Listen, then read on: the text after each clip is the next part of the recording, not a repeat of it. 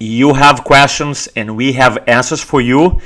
This is Roberto Monaco with InfluenceOlogy. In this quick video, you are going to discover how to develop and deliver a powerful presentation, a persuasive presentation in 5 minutes. Now, Roberto, why 5 minutes? Well, because one of our subscribers, is Muruchi, wrote this on our blog. Here's the copy of his question.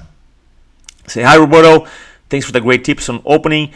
I have in my academic career some presentations lasting just 5 minutes. Can you throw some tips on how to kind of engage, arouse their interest, and hold them together and deliver my message in that period? I'm sure that if you're part of InfluenceOlogy, most likely you have to do 5-minute presentations as well. So I'm going to assume two things here. One, that you already have an outcome in mind. Different presentations have different outcomes. I always ask these 3 questions before I present. One, what do I want my audience to believe by the time I'm done speaking? How do I want them to feel? And what do I want them to do specifically? So I'm sure you have an outcome in mind. Number 2, you already know your audience, their beliefs, values, problems, hopes, dreams, desires, their outcomes. You gotta know that stuff. Now, in terms of presentation technique and strategy, here's how I do it, a 5-minute presentation. One, I always have a strong opening. Always start strong.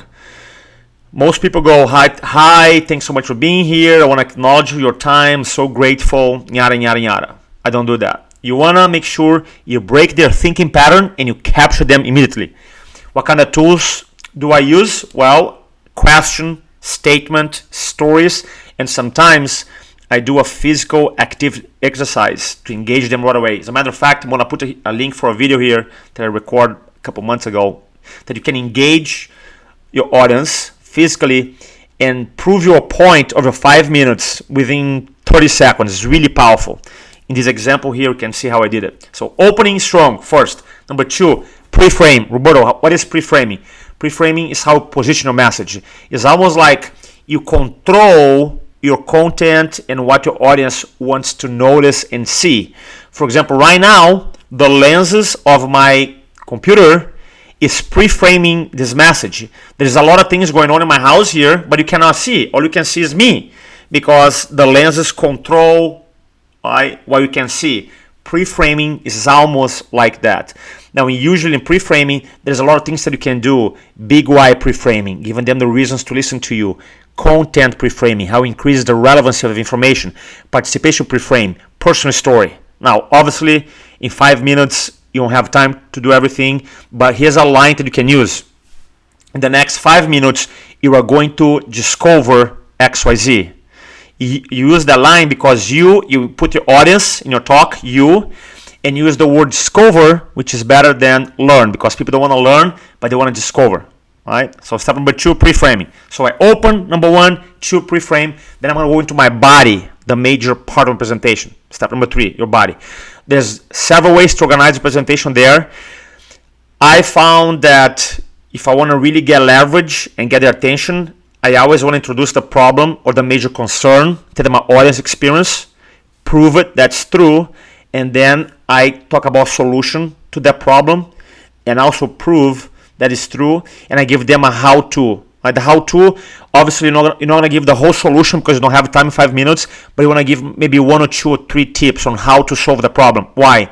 Because regardless of your audience do business with you or not, at least they feel like you gave them value. So step number 3, the body, introduce the problem, prove it. You can use a study, statistics. You can give examples, a story, a metaphor, an analogy right after the solution for the problem. Again, prove it. You can use a story, you can use an analogy, a metaphor, and I would give like maybe 1 or 2 how-tos, how to solve the problem. So the audience feels like they learned something from you. And then step number 4, pre-close. Here's when I start wrapping up my presentation.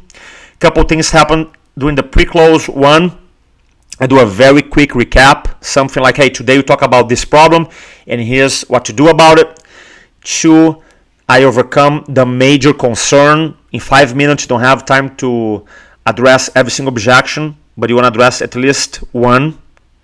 And the third thing, you talk about the next step, introduce the next step. I don't know, in academic environment, next step could be take a test, study, become an advocate for science, So we got to figure out what's the next step. Then I go into the close, and the close, again, I give very specific instructions for them to follow the next step. And very important, I want to leave them in a high note. Roberto, why is that important? Because the law of primacy and recency, what comes first and last, people usually have a tendency to remember. So I always start strong, finish up strong.